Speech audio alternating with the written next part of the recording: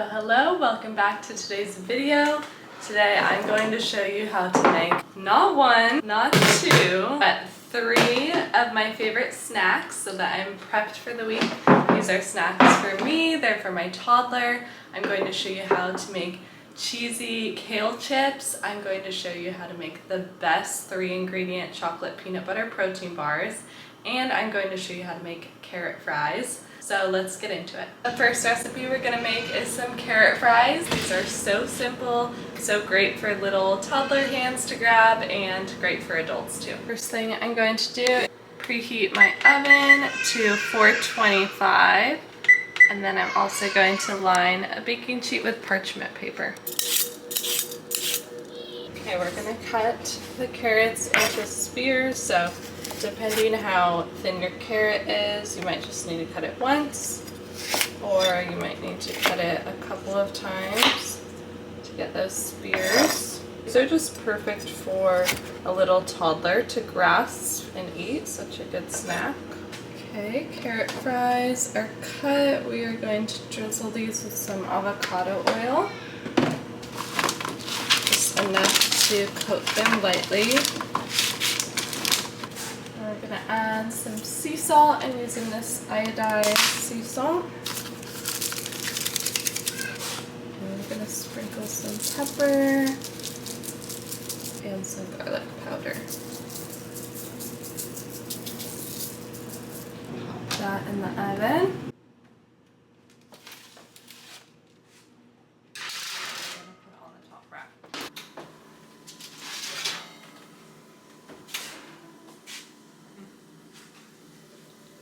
Carrot fries are looking nice and toasty.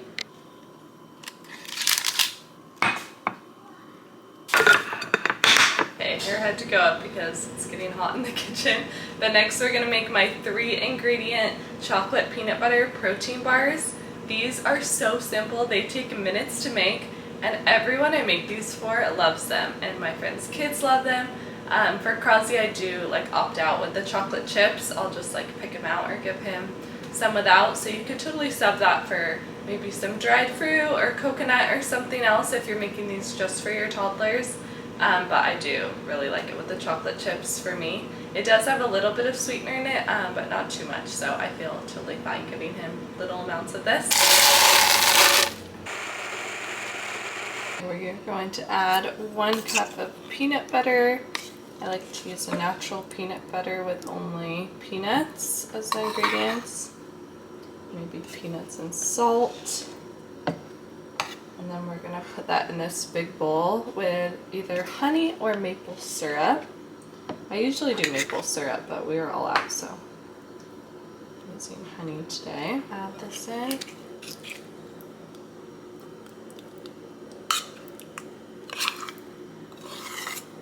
And you definitely want the peanut butter jar to be a newer jar where the peanut butter is soft like this.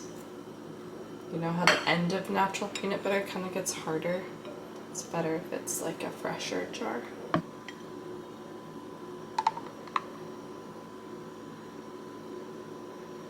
we're adding in our honey or our maple syrup.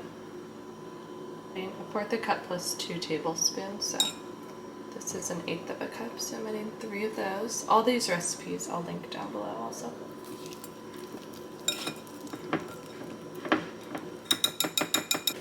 And we're going to mix it. Looks like a lot of oat flour, but it turns into the perfect texture once it's all combined.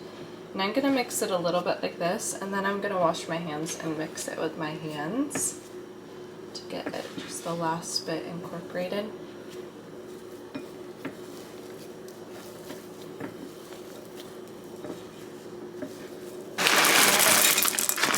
Chocolate chips, and get those a little mixed in. You can totally taste test it here. And these are refrigerated bars, so they're going to stay in the fridge. Wow, yum.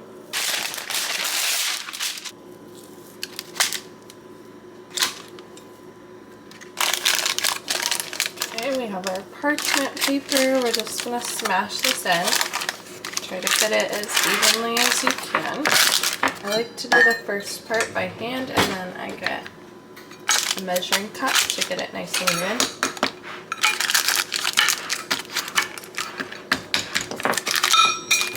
By the end, it should look like this. Throw this in the fridge.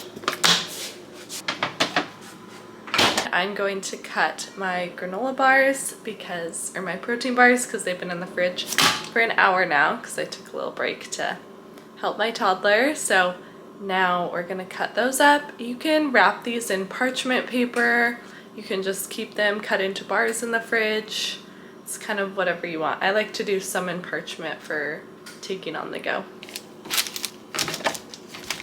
You can snack on those or do whatever you're wanting with them.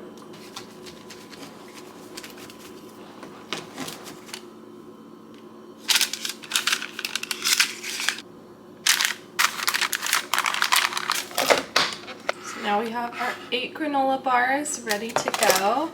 I'm going to keep these in the fridge. And with the scraps, you can just snack on these, roll them into little like protein balls. They're so good. I'm going to take a quick dishes break to do this. Not too bad. And then we'll get into our last and final snack prep. Next, we are going to make some kale chips. These are so good. Such a good way to get your greens in. They taste cheesy with the nutritional yeast. And these are just the best, one of the best snacks ever. The first thing we're gonna do is wash our kale and then tear it into little bite-sized pieces and lay it out to dry. These are the ingredients for the kale chips. We've just got some curly kale, avocado oil, nutritional yeast, sea salt, and red pepper flakes. We're gonna preheat our oven to 350, and I'm gonna put some parchment paper on 2 baking sheets. Okay, I've got my baking sheets lined and my kale is washed, and then you just want to make sure it's dry, so I like to just pat it dry with like a cloth napkin or paper towels or something, and then I'll add this to a bowl and drizzle it with the avocado oil, mix all the spices in. I have 2 baking sheets because you want these to be spread out. You want them to get totally crispy, and they are just going to be so good. You can do a different variety of sizes for the kale chips. I like to have some that are a little bigger. They will shrink. Some pieces of the stem are okay, but definitely not the super thick stem is not preferred. So yeah, some of these will be smaller than others. I kind of just break it apart in a variety of sizes. And we're gonna add our avocado oil, and I'm doing this in 2 batches so that it gets distributed evenly. So we'll do our avocado oil, mix it up.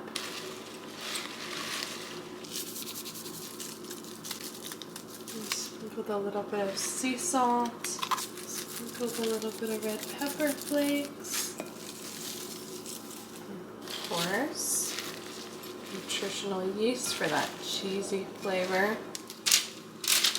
Spread it out. And we'll do our other batch. Now when you do this, you're not really massaging the kale. You're not gonna push it down a lot because that'll make it kind of shrink up. So we still want it to be nice and fluffy. We're kind of just getting it wet, not like massaging it and squeezing the kale.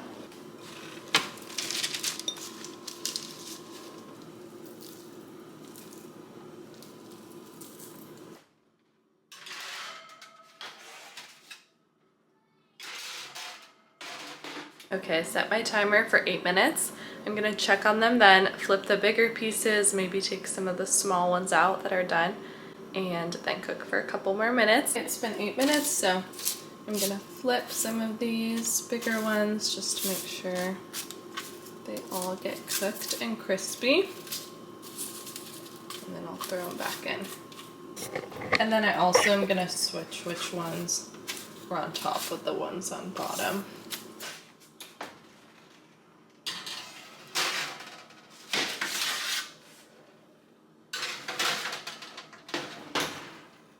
Okay, the kale chips are done. You want them to be nice and crispy, like that.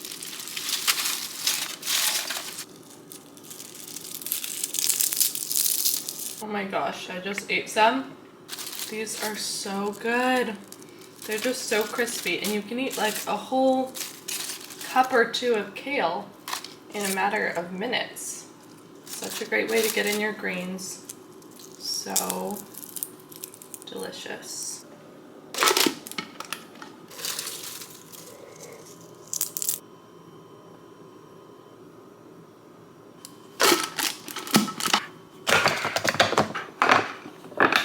Thank you so much for watching and prepping with me. I hope you feel ready for the week. Everything will be linked down below. Please, please, please subscribe and like this video. That helps so much, and see you next time.